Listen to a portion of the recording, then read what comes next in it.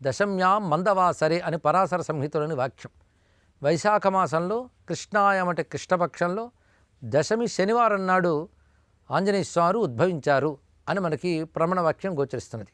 అంజనాదేవి తపఫలంగా సాక్షాత్ రుద్రుడే శివుని యొక్క అష్టమూర్తుల్లో ఒకడైన వాయువు ద్వారా అంజనాదేవిలో ప్రవేశించి ఆవిర్భవించాడు. హనుమత్ జననం చాలా విశేషం. పుట్టినప్పుడే పూర్ణస్వరూపంగా వచ్చేట మహానుభావుడు. పైగా దివ్యమైన తేజోరూపంతో ఆవిర్భవించాడు. ఆ పుట్టిన కొద్ది నాళ్ళకే మహానుభావుడు సూర్యమండలం దాకా ఎగిరాడు అని మనకి కథలు చెప్తున్న అంశం ఇక్కడ. ఈ విషయం మనకి వాల్మీకి రామాయణంలో కూడా ప్రస్తావనలో ఉన్నది, హనుమద్ గాథల్లో కనబడుతుంటుంది. అందుకే సూర్యుడిని చూసుకుని ఆయన బయలుదేరిన విషయం లీల్యోతాహి మధుర ఫలజాను జుగ సహస్ర యోజన పరభాను అనే మాటలో తులసిదాస్ కూడా తెలియజేశారు ఇక్కడ. అంటే హనుమంతుడు సహజంగా అటువంటి పరాక్రమం కలవాడు. ఆ పరాక్రమం కూడా భౌతికమైన పరాక్రమం కాకుండా అలౌకికమైన దేవతా పరాక్రమం కలిగినటువంటి వాడు.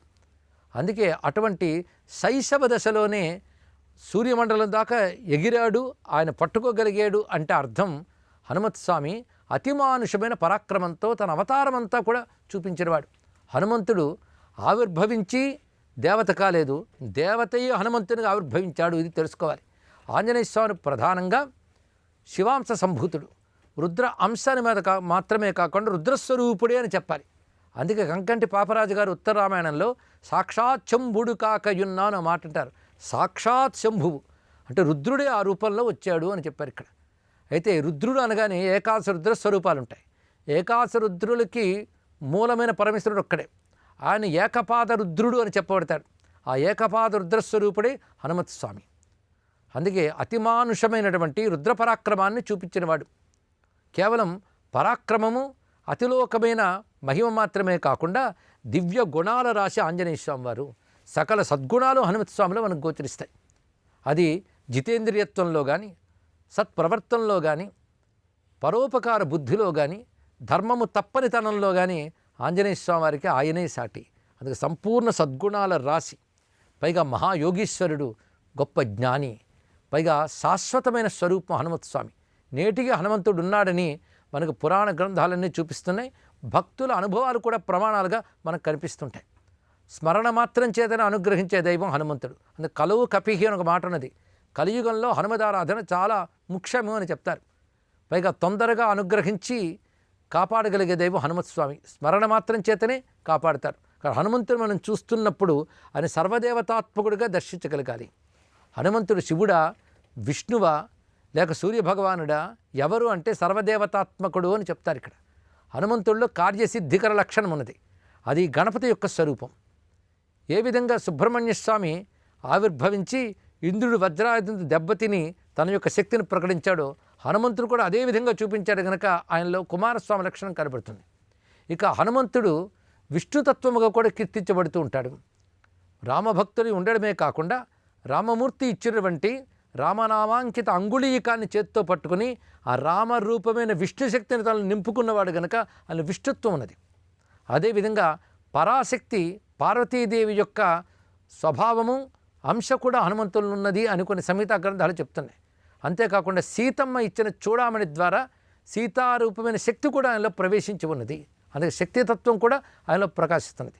ఇక సూర్యమండలాన్ని తాకినప్పుడు సూర్యుడే గురువై జ్ఞానం ఇవ్వడమే కాకుండా తనదైన తేజస్సునిచ్చాడు. ఆయన తనదైన తేజస్సులో కొంత భాగాన్ని ఆయనకి ఇస్తున్నానని చెప్పాడు. ఈ విషయం మనకు వాల్మీకి రామాయణమే చెప్తున్నది. ఈ విధంగా సూర్యతత్వం కూడా ఆయనలో భాషిస్తున్నది. ఇలా వేదం చెప్పినటువంటి శివ, విష్ణు, శక్తి, సూర్య, గణపతి, కుమారస్వామి ఈ 6 తత్వములు హనుమంతుల్లో కనబడుతున్నాయి కనుకనే హనుమదారాధన సంపూర్ణ దేవతారాధన, పరబ్రహ్మారాధన, ఈశ్వరోపాసన కింద చెప్పబడుతుంది. ఇది తెలిసిన కారణంగానే ఉమాసంహిత గ్రంథం ఆంజనేయం మహావీరం బ్రహ్మ విష్ణు శివాత్మకం తరుణార్క ప్రభం శాంతం రామదూతం నమామ్యహం అనేది. బ్రహ్మ విష్ణు శివాత్మకం అనే మాట ఇక్కడ సంహితా గ్రంథం చెప్తుంది. సంహితా గ్రంథం అంటే మంత్రశాస్త్ర గ్రంథం. అది చెప్తున్న గొప్ప విషయం ఏంటంటే హనుమంతుడు బ్రహ్మ విష్ణు శివాత్మకమైన వాడు అని అర్థం. అందుకే రానున్న కల్పంలో ఇతరే బ్రహ్మదేవుడు అవుతాడు అనే మాట కూడా మనకి కొన్ని సంహితా గ్రంథాలు చెప్తున్నాయి. అది బ్రహ్మత్వ లక్షణం కూడా ఆయనలో గోచరిస్తున్నది. ఇంద్రాది దేవతలందరూ కూడా తమ యొక్క అస్త్రశక్తి, మంత్రశక్తి హనుమంతుని ధారపోశారు కనుక సర్వదేవతల యొక్క మంత్రశక్తి హనుమంతులు ఉంది. కనుకనే కేవలం బ్రహ్మ విష్ణు శివాత్మకుడు మాత్రమే కాకుండా సర్వదేవతాత్మకుడు అని హనుమాన్ తత్వం మనకు చెప్తున్నది. హనుమాన్ అనేది ఒక మహామంత్రం, ఆ నామమే మహామంత్రం. అందుకే పవిత్రం హనుమన్నామా అన్నారు ఇక్కడ. హనుమన్నామం పవిత్రమైనది. ద్వాదశావృతి మాత్రత 12 మార్లు కానీ హనుమన్నామం అనుకుంటే సర్వకార్యసిద్ధి లభిస్తుంది అని మంత్రశాస్త్రం చెప్తున్నటువంటి మాట. అంటే హనుమాన్ అంటే జ్ఞానవాన్ అని ఒక అర్థము, హనుమాన్ అంటే అస్త్రవాన్ అని మరొక అర్థం ఉన్నది. ఇది నిఘంటువుల ప్రకారం చెప్తున్న అర్థం ఇది.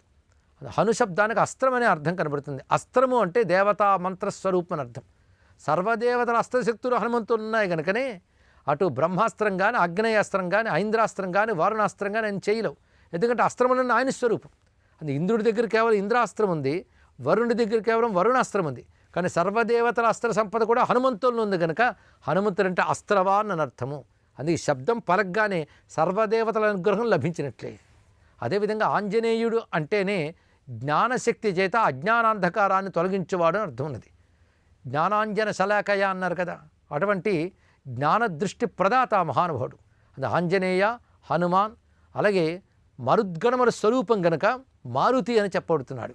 సర్వదేవతాత్మకుడి అటు విద్యకి, జ్ఞానానికి, ఉత్తమ వ్యక్తిత్వానికి ఆదర్శప్రాయుడై ఉన్నటువంటి హనుమద్ ఆరాధన, హనుమద్ ఉపాసన బాల్యం నుండి చేసినట్లయితే వాడి జీవితం అష్టసిద్ధులతో అలరారుతుంది.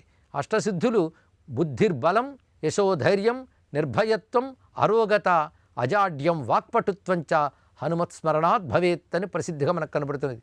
బుద్ధి, బలము, యశస్సు, వీరత్వము ఇత్యాదులన్నీ కూడా హనుమంతుని స్మరణ వల్ల లభిస్తాయి. స్మరణ అంటే గుర్తుపెట్టుకునుట అని అర్థం. హనుమంతుని యొక్క నామము, హనుమంతుని యొక్క రూపము, హనుమంతుని చరిత్ర మన మనస్సులో స్మరణగా నిలిచినట్లయితే స్వామి అనుగ్రహంతో సర్వసిద్ధులు లభిస్తాయి. ఈ రోజున అటువంటి హనుమంతుని ఆరాధించి ధన్యులమవుదాం. స్వస్తి.